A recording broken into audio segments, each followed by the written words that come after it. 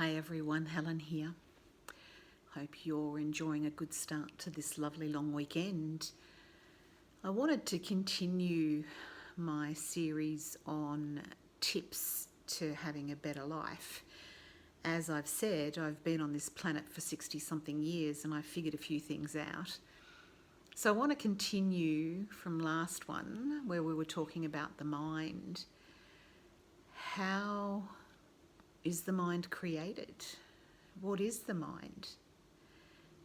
I've looked at this from all sorts of different angles and different dimensions over the years, and I really like the concept that, well, firstly, we create the mind. It is a part of us. It is wound within our DNA. It's just such an intrinsic part of us. You can't cancel it, you can't delete it, you can't ignore it. It's just always there. So one thing I found was it was a very good idea to make friends with it. Firstly, though, you have to realise that there are two parts of you going on. There's the consciousness, the spirit, the soul part of you, and that has a voice.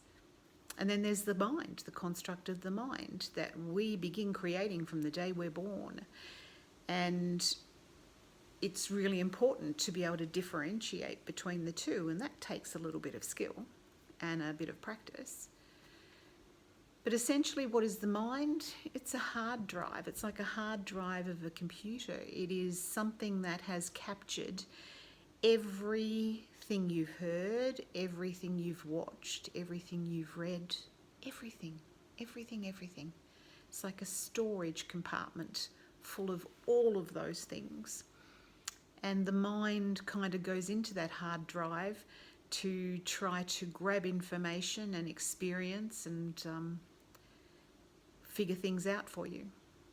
So whatever's happening in your life currently, it will go into your past experiences, into that hard drive, and try and find solutions for what's going on. The problem with the mind is that if that's the case, it's limited. It is very limited. So it's a beautiful thing to contemplate, to think about what the mind actually is. And it's also a beautiful thing to start to realise that if it is a construct and a concept that you've created, then you need to master it. You need to be in charge of it, because for a lot of people, you're listening to all of that mental energy and you're thinking that that's actually helping you work things out and work life out. But as I said, it's limited. And if you can take a step back and observe it, and then start to tune into yourself, your spirit, your soul, your consciousness, you will start to get a grander perspective on how to manage things and how to deal with things. And that's a pretty special thing. It's a very special thing.